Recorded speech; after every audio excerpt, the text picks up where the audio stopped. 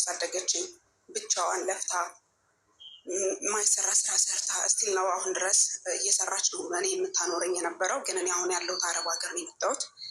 አረብ ሀገር ነው ያለው እና በዚህ መሀል ላይ ባሏ ጋር እያለች ማዘር ባሏ ጋር እያለች አላሳደገኝም ነበር ማለት ከወለደም በኋላ እሱ 2 ልጆች ወልዷል ከእናቴ። እኛን ከወለደ በኋላ ጥሎ ነው የሄደው። የለም ነበር፣ አላሳደገንም። የአባት ፍቅር አናውቅም። በህይወቴ አሁን 25 ዓመቴ ነው። በህይወቴ ግን አባቴ እኔ ጋር የነበረው ለ1 ዓመት ነበረ። 1 ዓመት እኔ ተወልጄ የ15 ዓመት ልጅ እያለሁ እኛ ጋር መጥቶ ማዘር ጋር ታርቄ ልኖር ምናምን ብሎ ማዘርን ካገባ በኋላ ሌላ ቦታ ሂዶ ልጆች ምናምን ወልዷል ከኛ በላይ። መጀመሪያም ሌላ ቦታ ልጆች አሉት እና እነዛ ልጆች ስቲል ነው አሁን ድረስ አላቃቸውም እህቶቼን። ከነዛ ውስጥ ማቃቸው ግን አንድ ወንድም አለኝ። ሌሎቹ በስልክ ይደውሉልኛል ምናምን አላቅም። እኔ እንኳን የእህት ወንድሞቼን ፍቅር የአባቴን ፍቅርም አላቅም። እና በዛ ልክ ምን ልፈልግ ነው፣ ፋዘር እኛን መቅረብ አይፈልግም፣ አላሳደገንም ማለት እኛን መቅረብ አይፈልግም ስለ በሆነ አጋጣሚ የሆነ ነገር ካለኛ ጋር መቅረብ ይፈልጋል። ማዘርን የሆነች ነገር ካየባት እሷን ሰበብ አድርጎ እኛ ጋር መምጣት ይፈልጋል። ጥቅም ፈላጊ ነው እና እኛ ደግሞ ፋዘር ስላላሳደገን ማዘር ብቻውን ለእንደዛ ለፍታ ትምህርታችን ከሰው እኩል አስተምራኝ እኔንም ሲስተርንም ያሉትን ልጆቹ ማስተምራ እኩል አድርጋኛለች ከሰው ጋር ነው። እሱ በሆነ አጋጣሚ ቤት ሲመጣ እንኳን እሷ ጋር ለመኖር ፍላጎት አለው ብዙ ጊዜ። ግን እኛ ደግሞ ለእሱ ቦታ የለንም እና ሁሌም የእሱ ልጆች ነን፣ እህቶች ነን፣ ወንድሞች ነን የሚሉት ሰዎች ይመጣሉ። ወንድሞቼ ማለት ነው። እኔ አላውቃቸውም፣ ግን እነሱን ለማወቅ አልጥርም። ምክንያቱም እኔ አባቴም ፍቅር ስላልሰጠኝ እሱ ጋርም ስላላደግኩኝ። አሁን ሰው የአባት ፍቅር እንዴት ነው አባቴ እንደዚህ ነው ብሎ ስለ አባት ሲያለቅስ ስለ አባት የሆነ ነገር ሲል እኔ ምንም አይመስለኝም። እኔ ጋ ያለው ቦታ ማለት ነው ምንም ማለት ነው በቃ። ምክንያቱም እሷ ናት ያሳደገችን ብዬ ስለማስብ ምንም አይነት ቦታ የለኝም ከአባት እና እሱ ደግሞ በዛ ልክ ጥቅሞችን ምክንያት አድርጎ መጥቶ እኛ ጋር መኖር ይፈልጋል። ማዘርን ሰበብ አድርጎ እኛ ጋር መጥቶ መኖር ይፈልጋል እና ምን ልፈልጌ ነው እስቲል ነው ለእሱ ምንም አይነት ቦታ የለኝም። እኔ እንዴት አድርጌ ነው እሱን አባትነቴን እኔ በቃ አባቴ ሁሉ አይመስለኝም። ማርያምን ብዬ አባቴ አይመስለኝም ጭራሹን። በቃ እኔ እህቶችም ወንድሞችም ቢደውሉልኝ ምንም አይመስለኝም። በቃ ደንታ አይሰጠኝም ለሱ። የምኖረው ለአንድ እናቴና ለእህቱ ለወንድሞቼ ብቻ ነው። ይሄ ጥላቻ የፈጠረብኝ ስላላሳደገኝ ነው ብዬ እንዳላምን አባቴ ነው ወልዶኛል። አብሮኝ አልኖረም ብዬ በቃ እኔ እንጃ አላውቅም። ሁሌ ራሴ ጋር ነው የምጣላበት። በሆነ አጋጣሚ ስለ ቤተሰቦች ስለ አባቴ ቤተሰቦች እንኳን እስኪል ቢነሳ በቃ ምንም ቦታ ነው ማልሰጠው ነው የምልህ። ማርያምን በጣም እኔ እንጃ አላውቅም። የደስታ ይሁን የክፋት እየተከፋውበት ይሆን አላውቅም። እምባዬ ሁሉ ነው የሚተናነቀኝ። ማርያምን አላውቅም። እኔ በቃ አንዳንዴ እኔ እንጃ እንዴት ብዬ ልንገርህ፣ ብዙ ውስጤ ጋር መናገር ማልችላቸው ነገሮች አሉ። ግን እነዛን እንዴት ብዬ ላስረዳ? አሁንም በአጋጣሚ ስለገባው ስላኩልህ ትንሽ አጠር ላድርገውና እንዴት ነው ትክክል ነው ትላለህ ማለት አሁን እሱ እኛ ጋር መኖር በፈለገበት ጊዜ እኔ አረብ ሀገር እንደመጣሁኝ ከመጣሁ 1 ዓመቴ ነው እና አረብ ሀገር እንደመጣሁ ማዘርን ሂዶ እሱ የሚኖር ሌላ ቦታ ነበረ፣ ጅማ ነው የሚኖር እና ማዘር ጋር ሂዶ እኔ አንቺ ጋር መኖር እፈልጋለሁ፣ አንቺ ጋር መቅረብ እፈልጋለሁ አለ። እኔን አዲስ አበባ እያለሁኝ እኔን እንኳን ሰላም ልበልሽ ላገኝሽ እንኳን አላለኝም፣ ወደዚህ ሀገር ስመጣ ማለት ነው። ግን በጎን ሂዶ ማዘርን አብሬሽ መኖር እፈልጋለሁ፣ ከዚህ በኋላ አንቺም አርጅተሻል እኔም አርጅቻለሁ፣ ስለዚህ አብረን እንኑር ብሎ ጠየቃት። ከዛ ማዘር ደግሞ እኔን ሳታማክር ምንም ነገር ስለማታደርግ ደወለችና ነገረችኝ። እንደዚህ እያለኝ ነው አባትሽ አለችኝ። ከዛ በፊት እንግዲህ በመካከላችን ብዙ ታሪኮች አሉ። እስቲል እንኳን ፋዘር የእሱ ልጅ እንዳልሆንኩ ሁሉ ነው የነገራት። በሆነ አጋጣሚ ስንጣላ እሱ ጋር ማለት ነው ወንድሜን አላስተምረው ብሎ ነው የተጣላ። ያው ዘብረቅረቅ እያልኩ ነው የምነግርህ ነው። ወንድሜን አላስተምረው ብሎ እሱን ለምንድን ነው የማታስተምረው? ከልጆቹ እንኳን ያስተማርከው ሰው የለም። እማውቀውም ይሄን 1 ፍሬ ወንድማችን ነው። እሱን እንኳን እኔ ማስተማር ባትችል ወይም ልጆችን ማስተማር ባትችል እሱን እንኳን ለፍሬ እንኳን ብታበቃው ምን ችግር አለው በሚለው ሀሳብ እሱ ጋር ተጣላ አባቴ ጋር ማለት ነው። ከዛ በዛው ቀረ። እስቲል አሁን 10 ዓመታችን ነው። አባቴ ጋር አናወራም፣ ስልክ ምንም አናወራም። እንደወለደኝ 25 ዓመቴ ነው። ከ25ቱ ግን 1 ዓመት ነው እኔ የማውቀው እሱን እና በፎቶ ማለት ነው። እና በዛ በወንድሜ የተነሳ ተጣልተ ግን በጎን ደግሞ ማዘርን ደካማ ግሟን እየፈለገ ይሁን ጥቅሟን እየፈለገ ይሁን አላውቅም እየሄደ አብሬሽ ካልኖርኩኝ እያለ ብዙ ነገሮች ይላታል እሱ። እና መቼ እንደታዘብኩት ታውቃለህ? ልጄን እኮ ስታሳድጊያት አባትሽ አይደለም ብለሻት ነው። በሱ ምክንያት ብዙ ያጣናቸው ምክንያቶች አሉ፣ ብዙ ያጣናቸው ንብረቶች አሉ። መሬቷን እስከ መወረስ ድረስ የበፊት የሱን እንትን አላውቅም ማለት እሱ እንደዚህ ሽፍታ ነው ምናምን ምናምን ይባል ነበር። እና በዛ ምክንያት ሰው ስለሚፈልገው እሱን ለቆ በወጣበት ሀገር ከሚኖርበት ሀገር እሱ ወጡ በጠፋበት አጋጣሚ የአባቴን የእናቴን መሬት ወረሷት በሱ ምክንያት ማለት ነው። እሱን እናገኛለን ብለው ከዛ ማዘር እኛን ለፍታ አሳደገች ምናለችን እና በዛ ምክንያት ብዙ ንብረቶች ሲያጣን ለሱ ቦታ የለኝም እኔ አብሮንም አላሳደገንም። ብዙ ነገሮች አሉ በመካከላችን እና እዚህ ከመጣ በኋላ ሄዶ እሷን ሲጠይቃት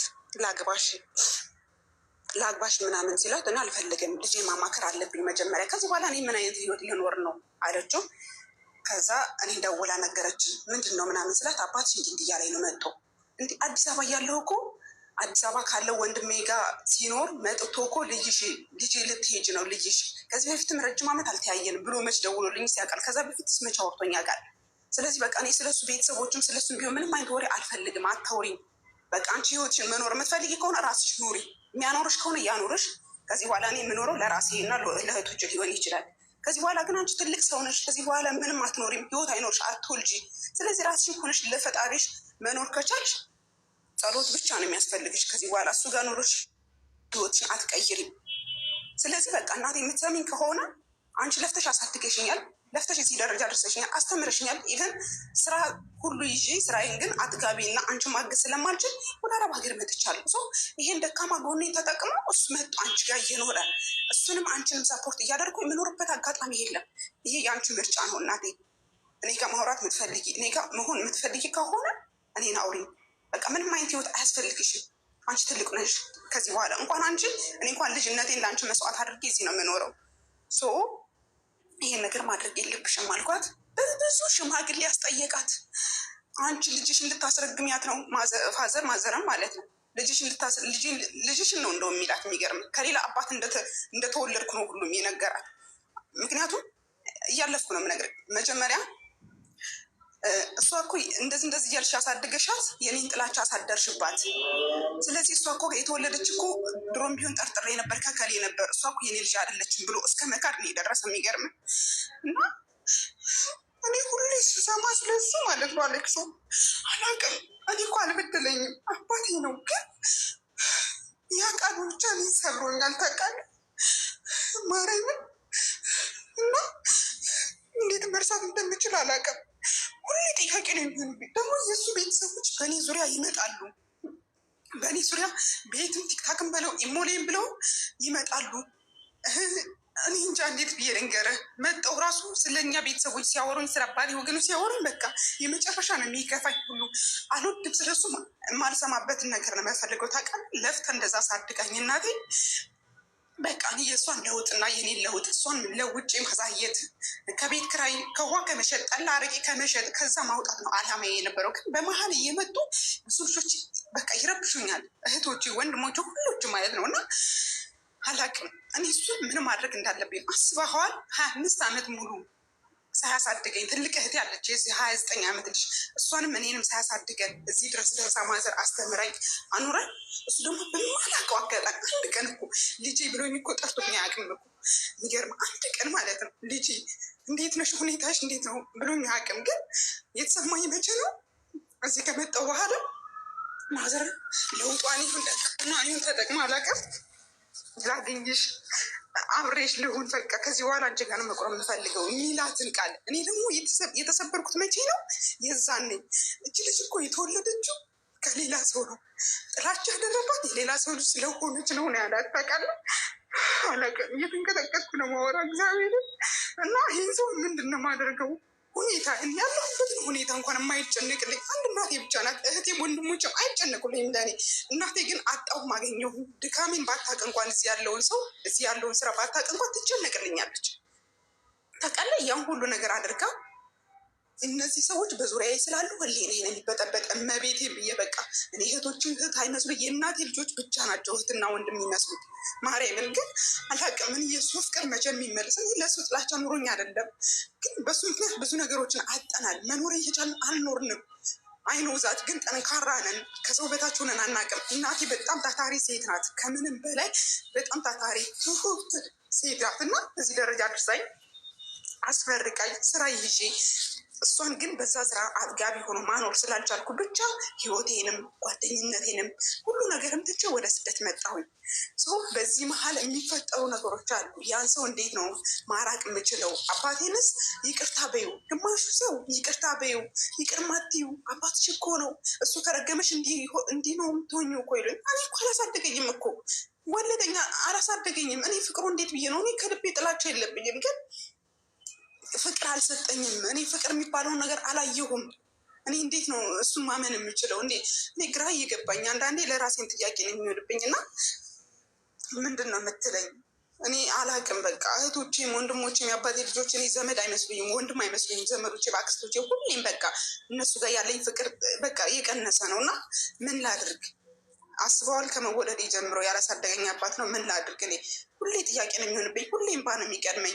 ቤተሰብ እንኳን ሲያወራኝ አባትሽ ነው ይቅር በይው እንደዚህ በይው ሲሉ እኔ ምን አደረግኩኝ? እኔ ምን አደረግኩትኝ? እኔ እኮ ምንም አላደረግኩት፣ እሱ ምንም አላደረገኝም። በቃ በዚህ መሀል ነው የኛ መራረቅ የተፈጠረው እና አንድ ሰው ደግሞ ካልተቀራረበ ካልተደዋወለ፣ እኔ ትልቁን ነገር የምወስደው ምንድን ነው አባቴ እንደ መውለዱ መንጠል የኔን መጨነቅ ምንም አይርዳኝ። እስኪ ብርቱ አይግዛልኝ ስማር ግን የኔን ነገር ተጨንቆ ልጄ የት ነሽ? እኔ እኮ ዛሬ ባይኖረኝ እኮ ነው ዛሬ እንደዚህ እኮ ነው ብሎኝ አያውቅም በህይወቴ እና ይህን ሰው እንዴት ነው መመለስስ የምችለው?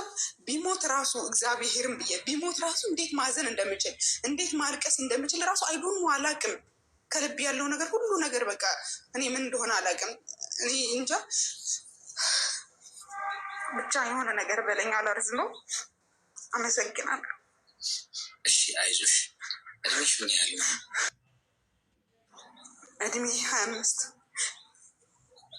አይዞሽ ተረጋጊ። እሺ አንደኛ ነገር አባትሽ አንቺ ስላላሳደገሽ ወይ ጥሎሽ ስላልያሉሽ ነገሮች በሙሉ አሁን ድረስ አይምሮሽ ውስጥ ተሸከመሽው እየተጎዳሽ እንቅልፍ እያጣሽ ከሆነ የምትጎጂው አንቺ ነሽ። ማንም አትጎጂ። አንቺ ነሽ መጨረሻ ላይ እንቅልፋተሽ ተጨንቀሽ ምሽትሽ ተበላሽቶ ከአላማሽ የምትቀሪው አንቺ ነሽ። አባትሽ አላሳደጉሽ። የአባት ፍቅር አታውቂም። ይህ ብዙ ሰው የሚያልፍበት የአንቺ ህይወት ብቻ አይደለም። ግን 25 ዓመትሽ አድገሻል። ከዚህ በኋላ መቼም አዝለው ሹሩሩ አይሉሽ። መብሰል አለብሽ፣ መተው አለብሽ። ፈጣሪ ይህንን ሁሉ መንገድ አሳልፎሽ ከመጣ አንቺ ይህን ራስን ማሸነፍ እኮ ነው ከምንም በላይ ትልቁ ድል። ታውቂያለሽ አይደል? ማሸነፍ ማለት ራስን። ከራሳችሁ በላይ ጠላት የለም። በነገራችን ከውጭ ጦርነት ለማቆም ስታስቡ፣ ከሰው ጋር ላለመጋጨት፣ ከሰው ነገር ላለመያዝ፣ ቂም ላለመያዝ፣ ከሰው ጋር ግጭት ፋይት ይቅርቤ ብላችሁ ሁሉ ነገር እርግፍ አድርጋችሁ ስትተው ጦርነቱ ከውስጥ ይሆናል። ያ ነው መሆን ያለበት። ውስጥሽ የሚፈታተንሽ ነገር አለ። ቲቪት ንቅ የሚያደርገው ማንነት አለ ውስጥ። እሱን ታግሎ መጣል፣ እሱን ታግሎ የጣለ ሰው ጀግና ማለት ያ ነው። ራስን እንደማሸነፍ ትልቁ ድል የለም። ራስን ማሸነፍ ማለት ነው ይሄ አሁን እያልኩሽ ያለሁት። አባቴ አላሳደገኝም፣ ጥሎኝ ሄዷል፣ በሰው ፊት እንዲህ ብሎኛል፣ እናቴ እንዲህ ብሏታል የሚሉትን ነገሮች በሙሉ ውልቅ አርግሽ እርግፍ አርገሽ ትተሽ አብሬው ልኑር አሉ አይደል? ፍቅድላቸው ሟች እኮ ነን አይደለ? እንዲህ ሁላችን አንድ ሳምንት ልትሞችን የቀረሽ ብትበይ እነዚህ ተራ ጉዳዮች ያስጨንቁሻል? በቃ ፈጣሪ ባረጋገጠልሽ 1 ሳምንት ብቻ ነው ያለሽ። ስለዚህ ማድረግ መሆን መስራት የምትፈልጊውን በዚህ በ1 ሳምንት ውስጥ ጨርሽ ቢልሽ፣ የምር አሁን ይሄ የሚያስለቅስሽ ጉዳይ ያሳስብሻል? የምር ነገሮቹ ላይ ታስቢያለሽ? የምር አባቴ እንዲህ ብሎ ለየትኛው ጊዜ ነው የምትይው? ፖይንቱ ምንድን ነው? እንዲህ አጭር ጊዜ አንዴ ቀረ ለ1 ሳምንት ብዬ ምን ያደርግልኛል የሁሉ ነገር ብለሽ ውልቅ ቀርበሽ ነው የምትጠይው። በነገሮች በቂሞት በጠላቸው ውስጥ የምንኖረው ለምን እንደሆነ ታውቃላችሁ? መቼ እንደምንሞት ስላልተነገረን ብቻ ነው። የመሞቻ ቀናችን መቼ እንደሆነ ፈጣሪ አልነገረንም። እሷ ብቻ ነች የሚያመጻድቀን፣ በቂም ውስጥ እንድኖር የሚያደርገን፣ በጥላቻ ውስጥ በመገፋፋት ውስጥ እከሌ እንዲህ ብሎኝ ብለን ነገር ይዘን የምናድረው መሞቻ ቀናችንን ስለማናውቀው ብቻ። ግን እንዳወቅን አድርገን ብንኖርስ ምን ችግር አለ? ስለዚህ የኔ እናት አንቺ አባትሽን መቅጣት ትችላለሽ። በምን መሰለሽ? እጅሽን ዘርጊስ ያሁን ተቀበያቸው። ባዩሽ ቁጥር ባይዜ በየቀኑ እየታመሙ ነው የሚኖሩት። እመኝ ነው ብለሽ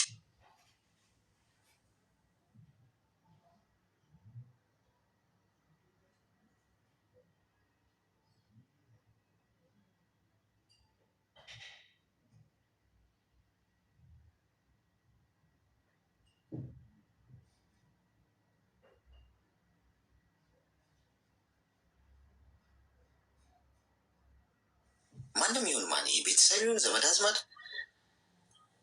ፐርሰናሊ አድርጌው አውቃለሁ። እውነቱን ነገረኝ ካልሽ ብዙ ባይሆንም ግን በራሱ ጅራፍ ሰው ራሱን እንዲገርፍ እንዴት ያለ የሚያረካ በቀል እንደሆነ አይዲያው የለሽ። የሆነ ስንት በደል የበደለሽን ሰው ማለት ነው ምንም እንዳልተፈጠረ ምንም እንዳላረገሽ አረገሽ ዝቅ በለሽ ምናምን ወድቆ ከሆነ ትግስት ታሪጎችሽን ዘርግተሽ ማለት ነው ምናልባት ብትሰድቢ ወይ ብትከሺው የማታገኘውን የበቀል እርካታ በዚህ የሚገርም እርካታ የምታገኘው ያ ሰው ራሱ ሽምቅቅ ነው የሚለው ባየሽ ቁጥር። ይህን በቀላል ምሳሌ ላስረዳችሁ። የሆነን ሰው በጣም ሳታውቁት ሙልጭ አድርጋችሁ ሰድባችሁት በትህትና ቢመልስላችሁ እግዚአብሔር ያክብርልኝ አመሰግናለሁ እሺ የኔ አባት ምናምን ቢላችሁ አትሸማቀቁም? የእውነት ያላችሁትን ነገር አያሸማቅቃችሁ? ምን ሆኜ ነው የመሰለ ሰው የተናገርኩት? ምክንያቱም መጥፎ ነገር ስንናገር ፊድባኩ ምንድን ብለን ነው የምናስበው